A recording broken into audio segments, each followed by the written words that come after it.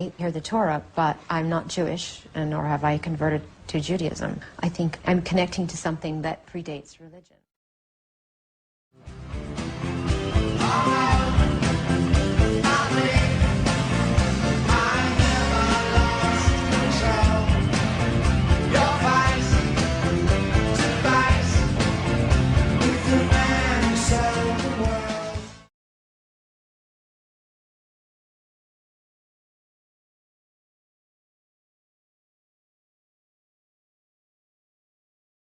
I'm closer to the golden dawn, immersed in Crowley's uniform of imagery.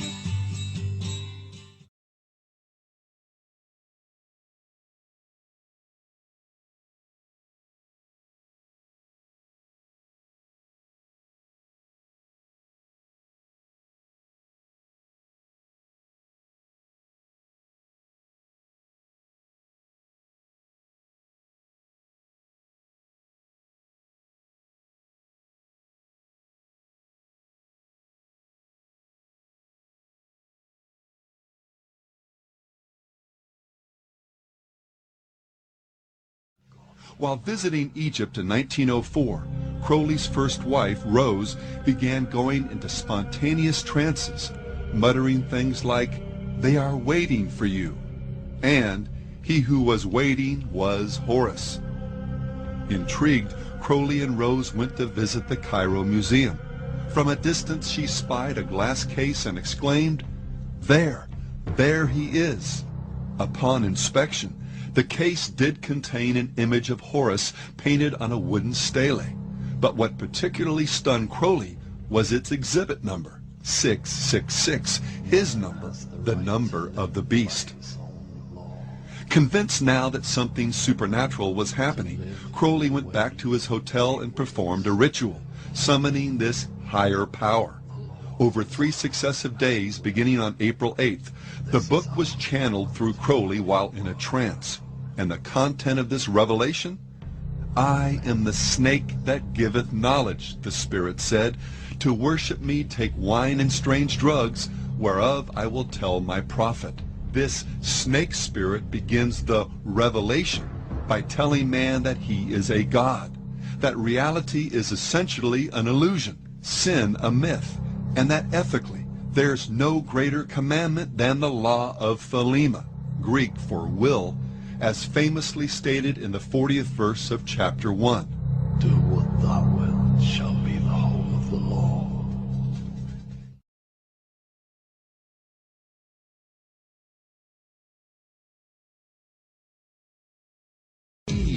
Do what I want, any old time. Do what you wanna do. Whatever you choose. It's my life, and I'll do what I want. It's my life, and I'll do what I want. Do what you wanna do. Live what you wanna do. And try hard to live your life. Live life what you want. And I need to do what I feel like doing. So let me go. Do what you wanna do. Go out and seek your truth. I'll do what I want. Do what you want. Go on, do what you want. Do what I want, 'cause I can, and if I don't, because I wanna. Do what you will, make it fun. Hold up your life. Do anything you wanna do. Do what you want. Do it, boy. Do what you want to do. You can do what you want. Do what you wanna. Do what you wanna do. After it's been recorded, it's taken in. This is why a master's cut months in advance before it's released. On the full moon, it's taken in to a temple room about the size of this auditorium that is in every one of the major music companies, behind locked doors up in the executive offices. And it's placed on an altar sitting in the north of the room, and a pentagram engraved in the floor. And 13 hand-chosen witches and wizards and a coven come in and conjure a principality or a power-up, usually Regia or something like that, and order him to tell the demons under him to follow every record and every tape coming off of that master. If that's too hard for you to believe, I'm sorry. That's why they do it.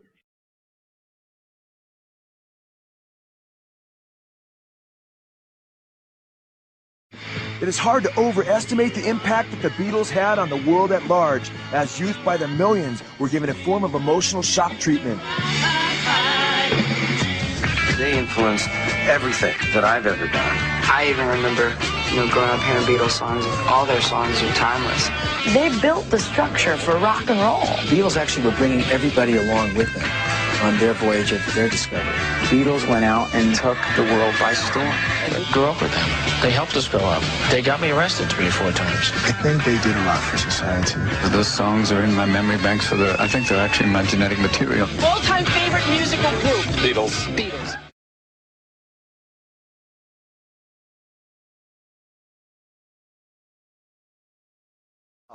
When you go back and listen to Sgt. Pepper's, they were brilliant.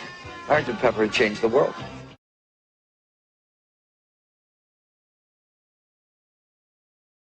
You notice that, again, there's an audience that is there. Ringo Starr made a statement about it. He said that they are people that they highly admired and respected.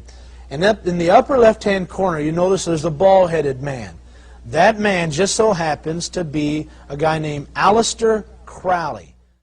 The Beatles also placed a picture of occultist William Burroughs, who claimed to have become demon-possessed after killing his wife on the Sgt. Pepper's album. Also making the cast was the most popular starlet of the 1960s, Jane Mansfield. Mansfield was a high priestess in Anton LaVey's Church of Satan. Mansfield admitted to using her Satanism to both seduce and gain worldwide fame. The Beatles also placed a slew of Eastern gurus on the album. Incredibly, one of the people who was to be pictured on the album as part of the Beatles Club was none other than Adolf Hitler. Hitler was yanked presumably because he was considered too controversial to appear on the album. Hitler's picture can be seen on the sidelines just prior to the shooting of the album cover. It has been well documented that Nazism was rooted in the occultic teachings of Madame Blavatsky and others. Aleister Crowley claimed that Hitler was his disciple and was seeking to implement the teachings of the Book of the Law through his policies of the triumph of the will. And of course, as we have noted on the top left, we find a picture of none other than Aleister Crowley.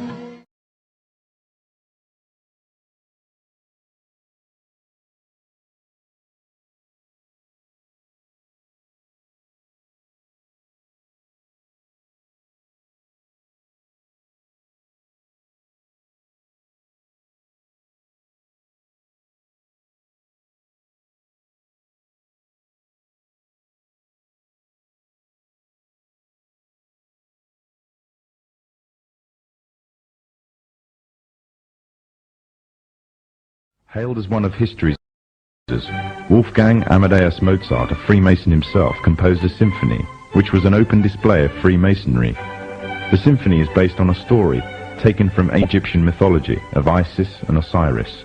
The pagan rites of ancient Egyptian mythology form, through the Kabbalah, one of the fundamental aspects of Freemasonry.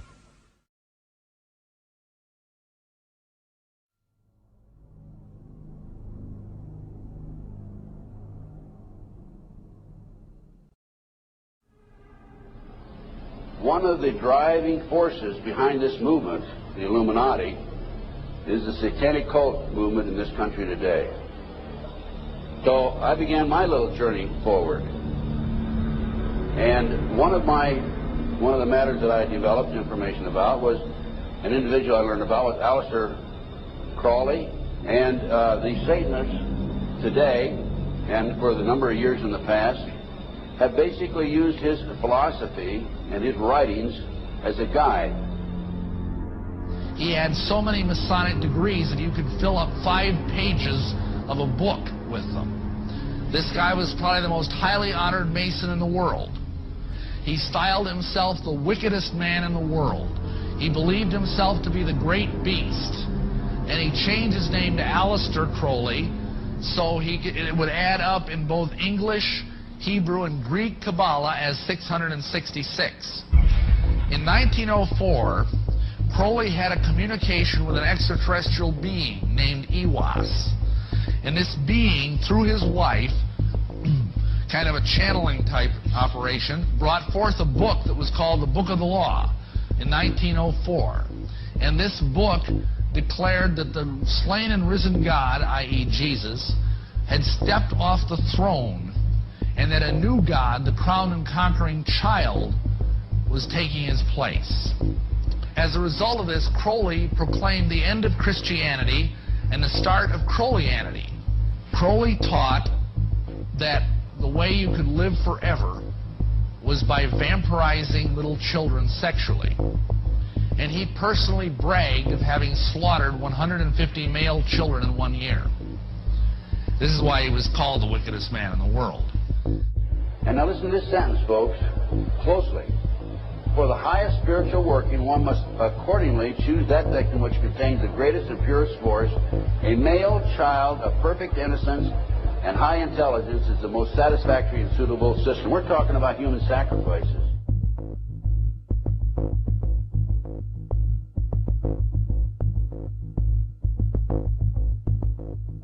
And they'd also drug them up, and they'd take a sacrificial knife and they'd start from the chest and move all the way down to your abdomen. And then that's how they sacrificed, and they'd collect the blood and they'd drink it. When the mid-September through mid-November, they sacrifice babies, and nothing but babies, because they need the pure blood of the untainted children. And I didn't understand what it was like. I can't believe I'm seeing this every year of my life. I've experienced that, and that was the hardest part for me. It's like hearing those babies literally scream and cry, and then seeing their blood flow.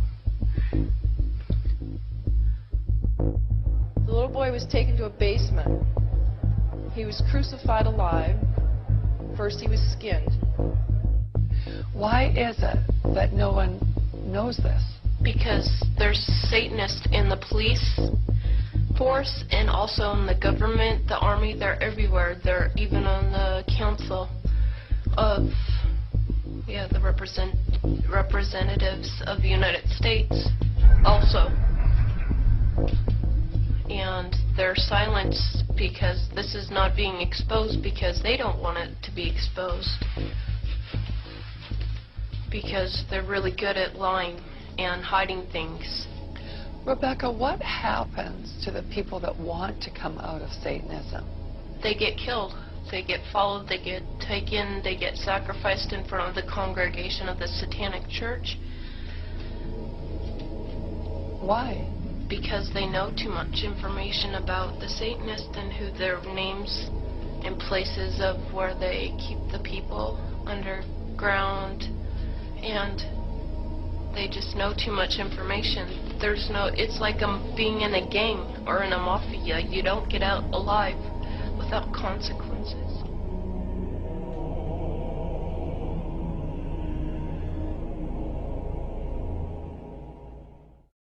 Parce qu'il y a encore 10 ans, il existait une morale. Personne n'exigeait que personne ne respecte exactement cette morale. Mais la morale existant, le tordu ou le pourri qui sortait vraiment de cette morale savait qu'il faisait quelque chose qui n'était pas très droit et qui n'était pas très juste. Comme tout est parti à volo, on en arrive aujourd'hui à ce qu'on prostitue des gamines de 3, 4, 5, 6 ans. Une gamine est morte d'overdose dans un bar en Belgique. C'était la fille d'une prostituée qui l'avait confiée au patron du bar, et le patron du bar la faisait monter. Elle montait avec des clients, et comme la gamine hurlait trop, eh bien, il la bourrait de drogue. Eh bien, si nous étions au pouvoir, je peux vous dire que le soir même, on descendrait dans ce bistrot et que les patrons et les clients seraient pendus devant la porte, parce que c'est comme ça qu'il faudra que les choses se passent si on veut que notre patrie et le monde occidental survivent à la vague de merde qui est en train de se déclencher.